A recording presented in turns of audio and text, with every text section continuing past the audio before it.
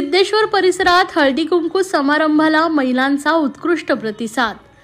हिंदू संस्कृतीमधील स्त्रियांचा सर्वात आवडता सण म्हणजे हळदी कुंकू।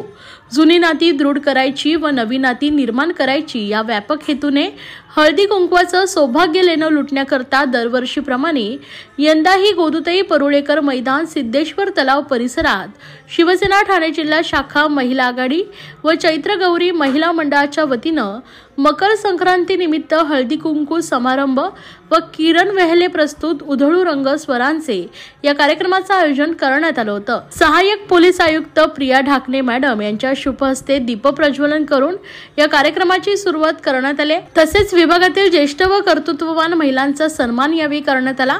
या कार्यक्रमात भव्य लकी ड्रॉ तसेच गणेश दर्शन सजावट स्पर्धेची पारितोषिके देण्यात आली आहेत। या कार्यक्रमाला महिलांनी उत्कृष्ट असा प्रतिसाद दिला।